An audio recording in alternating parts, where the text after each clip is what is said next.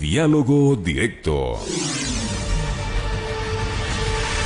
12 horas con 34 minutos, 12 horas con 34 minutos. Iniciamos el diálogo con Remigio Hurtado, secretario general de la Confederación Nacional de Servidores Públicos del Ecuador. Vamos a hablar sobre la reducción de la jornada laboral que ya oficializó el presidente Lenín Moreno mediante los decretos, y también vamos a hablar sobre los despidos en el sector público en este programa, en este proyecto de optimización del Estado que lleva adelante el gobierno de Moreno. Saludamos a Remigio Hurtado, soy Patricio Peralta. Iniciamos con una pregunta: ¿cuál es el sentir de los servidores públicos tras estas decisiones y ya que se oficializó el día de ayer mediante el decreto? Bienvenido. Muy buenas tardes, Patricio, gracias por la invitación. Un saludo a todos los radioescuchas, un saludo a los servidores públicos del país. Bien, nosotros nos encontramos indignados, molestos, preocupados, y cómo no nos vamos a sentir engañados ante el gobierno nacional por tres hechos fundamentales. En el proyecto de ley humanitaria que fue a la Asamblea Nacional, el gobierno, luego que no pudo tener la mayoría, al pactar y al negociar, dice que es por el diálogo que se ha sostenido con los sectores laborales y para no afectar la economía ni la circulación del capital y de los recursos, hagan el favor de eliminar el capítulo 2 de la ley y por tanto no va a las contribuciones. Nosotros dijimos, bueno, que a pesar que estaba ya en la Asamblea en 2.500 para arriba, que hay muchos servidores públicos, el presidente dijo que por solidaridad con los trabajadores hacía esa situación. Oh, sorpresa, el día de ayer nos engaña y nos miente nuevamente y dice que la situación del país está en crisis y que nos da este famoso decreto 1053 en el cual violenta los artículos 11, 326 y 328 de la Constitución y los artículos 22 y 25 de la Ley Orgánica del Servicio Público. Este mamotreto de decreto, perdón que le diga así, mal elaborado, bueno, mejor para nosotros, para poderlo demandar de inconstitucional e ilegal.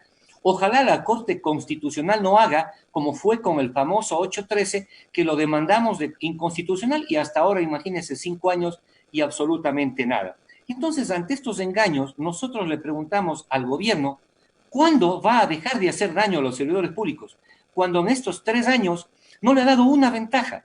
Y es más, la última alza remunerativa del sector público, ojo, la última alza del sector público de la escala de 20 grados fue el 27 de enero del 2012.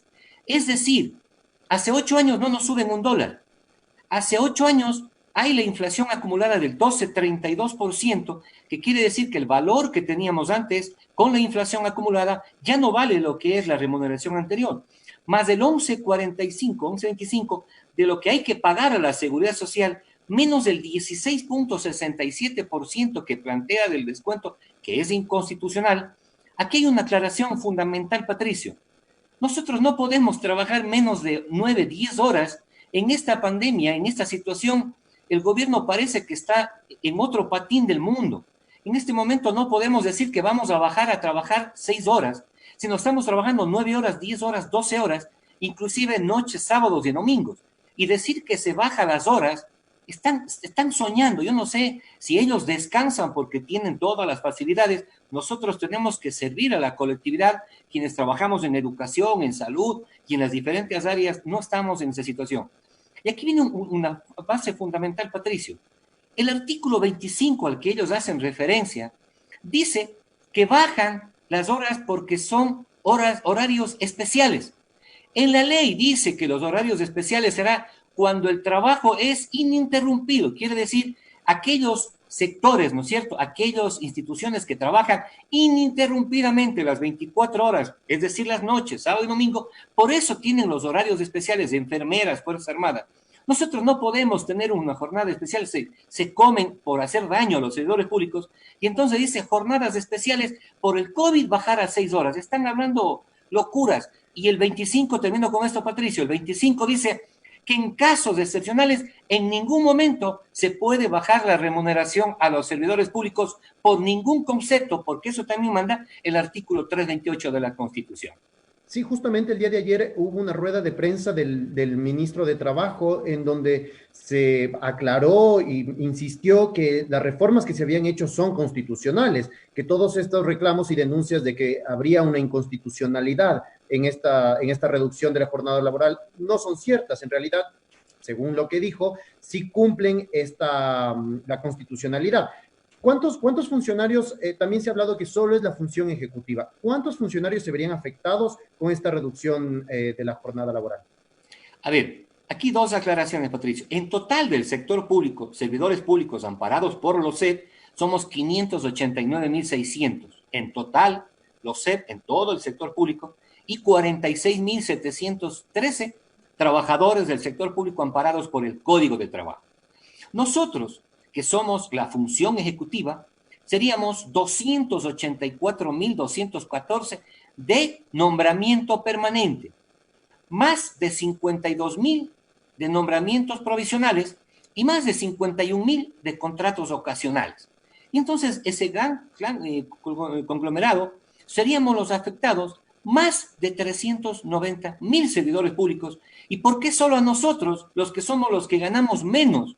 ¿Por qué no hacen eso a las Fuerzas Armadas? Que yo sé que están los soldados en adelante, pero los coroneles, los generales, ellos no están, ellos están en su casa o trabajando, y ellos son los que ganan bien. ¿Por qué no a los asambleístas que ganan más de 5.000? ¿Por qué no a otras funciones? El sector público es todo, porque nos quieren hacer daño.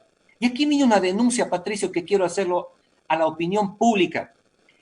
El Ministerio de Economía y Finanzas, si tanto dice que no tiene plata, esta es una denuncia que la hago pública y deberían hacer la Asamblea Nacional el estudio. No solo se ha reducido a las universidades, al sector educativo, de enero a marzo se le hizo la reducción de 281 millones solamente sin que haya crisis ni emergencia. Y luego de la crisis de la emergencia se le reduce 622 millones. En total al sector educativo de este año, de enero a mayo, se le reduce 904.522.000. Es decir, si el gobierno necesitaba 800 millones o 900, con el recorte solo al sector educativo del Ministerio de Educación, ya tiene solucionado. Es decir, nos están engañando diciendo que sí hay una crisis. Y por eso nosotros al gobierno nacional le hicimos una serie de propuestas, Patricio, pero en las series de propuestas que nosotros le hicimos llegar, nosotros, ¿qué le dijimos? Debería ser bajar las tasas de interés, renegociar la deuda, y serie de argumentos que debió hacerlo, pero no hace absolutamente caso. Pero aquí viene una situación, sí, Patricio, me iba a decir. Sí, no, continúe. Ya, nosotros le hemos planteado como servidores públicos dos estrategias. Uno, el ahorro que debería hacer el Estado como gobierno nacional y las fuentes de ingreso que tendría el Estado. Dejemos los ingresos para no decir que haya más contribuciones, porque a la banca no le toca ni a los grandes empresarios nada. Nosotros le dijimos, ¿cómo se plantearía la reducción? Debería reducirse las partidas, los puestos de nivel jerárquico superior. Ojo, antes de este gobierno y del anterior existían 24 direcciones de educación. Hoy existen 140 distritos educativos, 140 distritos de salud, 140 distritos del MIES y así. Es decir, ¿se aumentó o no? Sí. ¿Qué decimos? Nosotros no decimos que se eliminen los distritos ni nada, sino que los de nivel jerárquico superior que solo firman, nosotros podemos hacernos cargo de esas funciones y en total del sector público se reducirían alrededor de 1.200 puestos del nivel jerárquico superior, ahorrando al Estado 41.400.000. Otra situación que le decimos, reducción de los viáticos, combustibles en este año. ¿Cuánto sería eso? 10.703.000. Y aquí viene una situación dolorosa, pero verdadera. Nosotros le decimos que debería reducirse el número de contratos de servicios profesionales con factura, que en la mayoría son gente que le están haciendo campaña política al gobierno, no es que están haciendo trabajos profesionales para el sector de nosotros. Entonces, al reducirse a 7.123, es decir, la mitad, le estamos ahorrando al Estado de mayo a diciembre, le dijimos, 92.314.000. La eliminación de los sueldos vitalicios hacía $840.000. Nosotros le íbamos y le planteamos al gobierno que le estamos gustosos en que los que ganan de 1.000 a 2.000 nosotros aceptamos voluntariamente, como dice el artículo 328 de la Constitución y el 25 de la ley, voluntariamente quisimos dar un día de remuneración y quienes ganan más de 2.000, 2 días de remuneración. Eso no lo acepta el gobierno. ¿Por qué? Porque quiere grande, quiere cosas grandes, no quiere el sacrificio. Imagínense nosotros, de los pequeños remuneraciones que tenemos, 622, 733, reducirnos el 11,45 del aporte a la seguridad social, el 16,66% de la reducción inconstitucional que quiere, más la incremento a la inflación acumulada, es decir, estamos perdiendo el 45%. ¿Qué está pasando con el gobierno? ¿Nos odia o realmente que ama a la banca? Sí, justamente estas decisiones se enmarcan en un programa que ha venido llevando adelante el gobierno, que es la de optimización del Estado, en donde se ha habido una reducción significativa, sobre todo los despidos que se ha dado en el sector público, y que, claro, anunció también que va a haber otra cantidad de fusiones, de eliminación de empresas, etcétera. ¿Tienen ustedes calculados cuántos servidores públicos hasta ahora y con estas últimas decisiones se han perdido cuántos despidos ha habido con esta optimización? Mire, el día de hoy también denunciamos esta situación. Estamos en una situación de emergencia sanitaria. Hoy están terminando contratos ocasionales, nombramientos provisionales y, ojo, están terminando contratos ocasionales de médicos del ECU 911 de Guayaquil. En esta epidemia, terminando a los contratos en salud. Imagínense esta barbaridad. Eso nos parece que realmente no tienen ni siquiera una dignidad ni ética del sector público. Nosotros escuchamos al gobierno que dice que 4.000 servidores públicos irían por el 813, es decir, despidos, con el famoso 813 del 2012 que puso Correa, lo mismo presidente Lenín Moreno, que va a existir la terminación de 4.000 contratos ocasionales, es decir, 4.000 servidores públicos más en la desocupación. Es decir, ¿qué quiere este gobierno? ¿Quiere trabajo, quiere dar circulación o realmente solo quiere favorecer a lo que está imponiendo el Fondo Monetario, la banca y los grandes empresarios? Nosotros estamos rechazando y aquí viene, nos estamos yendo a unir con todas las organizaciones sociales, clasistas y la sociedad civil para ir a una gran movilización. No se puede más. Si hay para la corrupción, no hay para el pueblo. ¿Tienen previsto alguna fecha tentativa en la que ha hablado de cuándo se van a realizar esta movilización? Nosotros el día de mañana a las 10 de la mañana realizamos una rueda de prensa en la cual vamos a dar a conocer el rechazo a todas las medidas económicas, porque, ojo, dice que baja ahora en 10 centavos la famoso combustible, pero ya vamos a ver de aquí a unas semanas o meses cómo va a subir. Nosotros pensamos estratégicamente, ya no le tenemos miedo a esta situación, queremos ir a trabajar en las instituciones, solo ellos quieren quedarse en las casas por el miedo no sé a qué, para ocultar algunas cosas. La corrupción sí sale a la luz. Nosotros queremos ir a trabajar para romper esa corrupción y vamos a salir a las calles en gran movilización. Ojo, no para desestabilizar al gobierno, sino para plantar que los derechos de los servidores públicos y trabajadores a nivel general deben respetarse y que pare la corrupción en el Ecuador, que ya no hay quien la detenga. Imagínense un año más que entra el último año. Si sigue como está, nadie la va a parar esta corrupción y el país va a quedar en la quiebra. Sí, uno de los temas también que ha sido cuestionado es que esta reducción de la jornada laboral podría extenderse, o sea, tiene un periodo de 6 meses y podría extenderse otros 6 meses, es decir, podría durar un año. ¿Cómo ven ustedes esta disposición? Hay muchas voces que dicen, bueno, está bien que por el momento, por la emergencia, puede ser unos meses, 2 meses, se podría, digamos, encontrar algún acuerdo por ahí, pero se especifica ya que puede llegar a ser hasta un año esta reducción de la jornada. Sí, imagínense que la jornada laboral que ellos dicen excepcional, que debe ser por ciertas situaciones que nosotros no aceptamos, es continuo, ellos dicen que puede ser hasta 6 meses y hasta 6 meses más, es decir, un año. O sea que para ellos un año más vamos a estar en la casa sin trabajar físicamente. Ojo, es mentira, porque nosotros estamos dando las alimentaciones, las raciones alimenticias, los uniformes en el sector educativo, estamos en el salud trabajando con los pacientes, estamos en las aduanas trabajando en campamento. Es decir, ¿a quiénes están diciendo o engañando que estamos en teletrabajo? Es para hacer las matrices de esas cosas, pero el resto estamos trabajando. Yo creería que se comieron. Patricio, le voy a decir una verdad. No le miento. Acuérdese, el decreto 1053 en pocas horas va a ser reformado, porque está mal redactado, porque ni eso pueden hacerlo. Ponen sector, el sector público. El 225 de la Constitución dice las 5 funciones del Estado y ponen sector. La función ejecutiva es una sola, la que maneja el gobierno, pero lo ponen sector. Y ojo, no puede ser descontado si no es por la firma del trabajador en ese sentido. O sea, todo está mal hecho porque hacen como podría haber una interpretación, digámoslo así, con esta especificación que nos dice que está escrito solo sector público y no se especifica el tema de la función ejecutiva.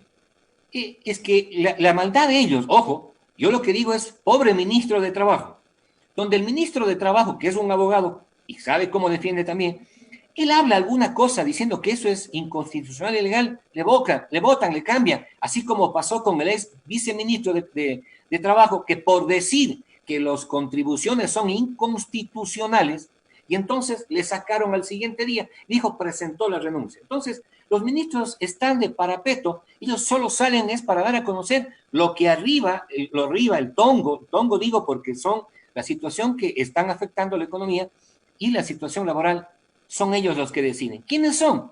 Ahí véale usted los que se cambian entre ellos y no hay una gente honesta que pueda decir yo voy a ser ministro o ministra, porque son los mismos que se cargan y van pasando cíclicamente de un ministerio a otro. Son el reciclaje, no hay gente honesta. Para mi punto de vista personalísimo, dígame una gente honesta de algún ministerio que realmente no sea reciclado de otro ministerio. Claro, para ir terminando ya con la entrevista, una última reflexión con este tema, con todas estas últimas medidas que se han venido tomando, los recortes presupuestarios, como indica el tema de la educación, que podría haber cubierto ya cierto monto, los despidos, bueno, hay toda una política que ha girado en torno al gobierno y claro, como dice el tema de la reducción de la jornada laboral en teletrabajo, creo que todo el mundo ha sentido de que trabaja más tiempo de lo que trabaja cuando está en la oficina y esta reducción pues no es como muy significativa en ese sentido. Entonces, una última reflexión en cuanto a las políticas ya macro que ha tomado este gobierno que ya entra a su último año de periodo. Bien, nosotros pensamos como servidores públicos del país y como ecuatorianos que deberían tomarse otras acciones por beneficio del país.